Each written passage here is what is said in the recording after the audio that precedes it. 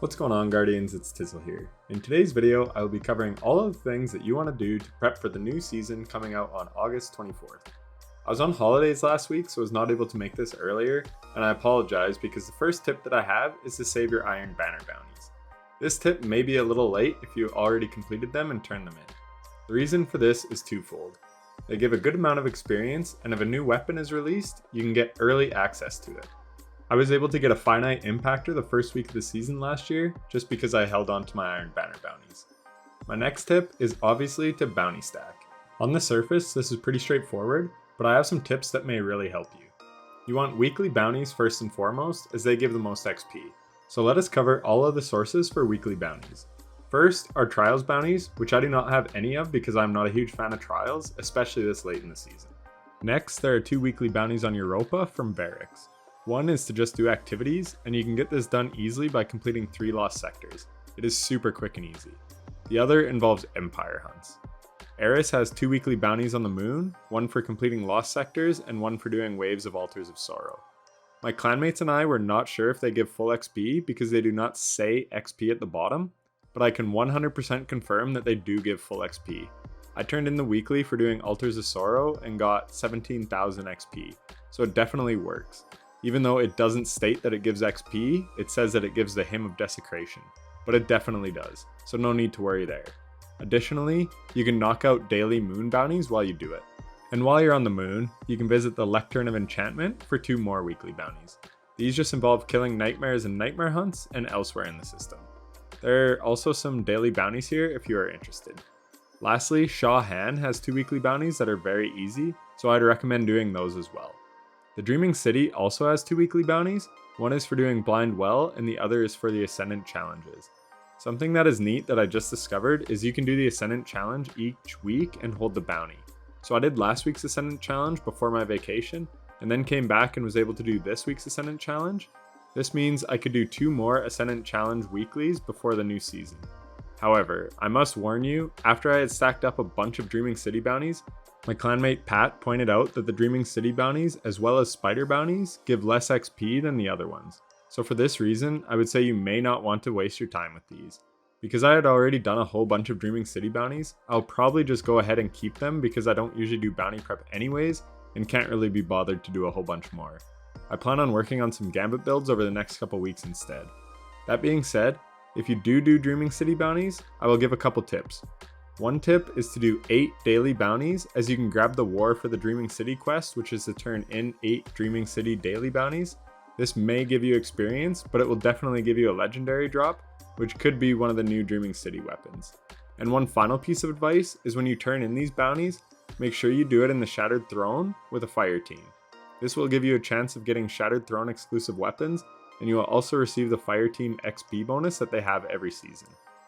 So as I mentioned earlier, Pat let me know that certain bounties give less XP than others. So let us take a look at a detailed breakdown of how much they give you.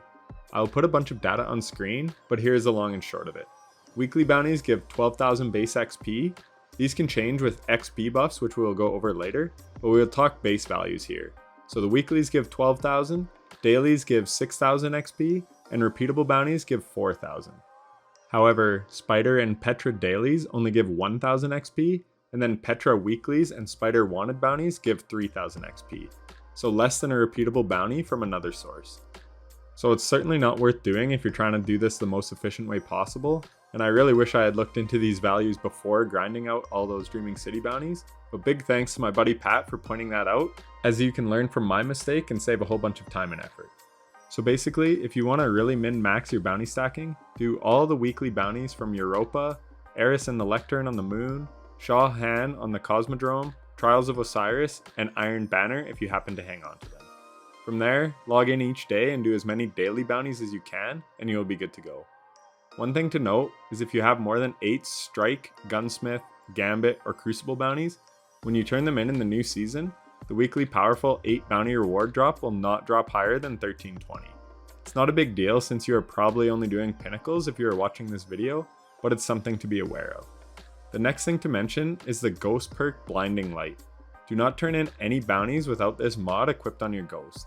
It gives you 12% more XP gains. The next buff you can take advantage of is Shared Wisdom. This gives you an XP boost for being in a fire team.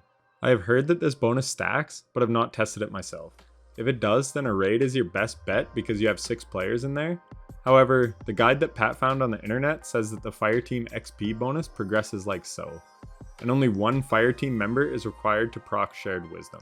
So it is up to you if you would like to pop bounties in a 2 or a 6 stack. However, one thing that is important to do is not to pop your bounties too early. Do the opening story stuff and get your artifact first. This way your experience is going towards progressing your artifact. Once you have your artifact, that is when you want to pop bounties in a fire team. But that is pretty much it for bounty stacking and how to do it the most efficiently. I will now leave you with a few other tips that I do each season. The first tip is you can actually stack Glimmer. If you are full on Glimmer, then what you can do is buy a certain ship or sparrow from Season 3. The reason you do this is it costs 7,500 Glimmer to purchase, but you get 5,000 Glimmer back when you dismantle it. This means that you only have a net loss of 2,500 Glimmer, where other ships can give you only 3,000 Glimmer when you dismantle them. If you have the vault space, you can throw a bunch of sparrows and ships in there, so they are ready to break down when you need some Glimmer in the new season. Additionally, you can hold a bunch on each character in their inventory as well, so if you are hurting for vault space like myself, then that is the way to do it. And that brings me to my next tip, which is clear your vault. My vault is always very full, so believe it or not, mine is actually cleared for the new season.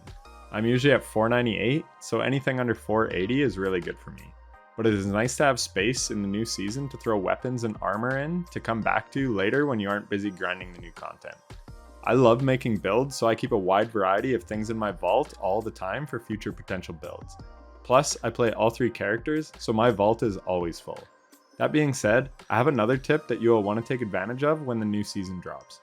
Don't hold more than 6 items in any slot on your character. This is especially important in DLC seasons such as Beyond Light, when blues can actually help you level. But basically, you may have to hang on to 1 or 2 armor pieces purely due to them being high light. They might not be good, so you won't have to keep them around forever, but you don't really want to be infusing the whole way as you go.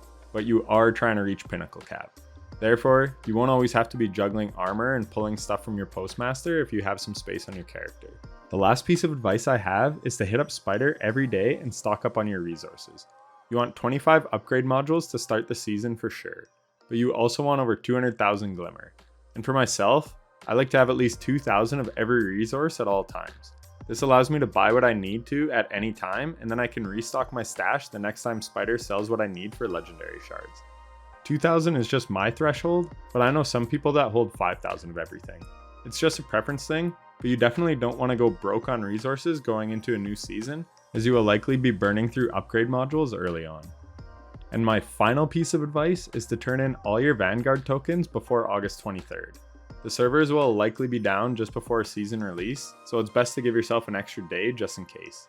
Svala is getting a rework just like Shax and the Drifter had, so your tokens will go away after this season.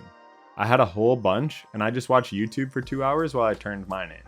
It is boring, but you get a lot of legendary shards for doing it, so it is certainly worth it. But that is all the tips I have for getting fully prepared to go hard in the upcoming season. If this video helped you out in any way, then a like would be greatly appreciated. The reason I am prepping so hard for this season is I have time off work for release, so I'm planning on going really hard early in the season to bring you lots of content. I'll be focusing on builds, so if you're interested in that, then feel free to subscribe and hit the bell so you don't miss any future uploads. But that is going to do it from me. If you made it this far, thank you so much for watching. Happy season prepping, and take care.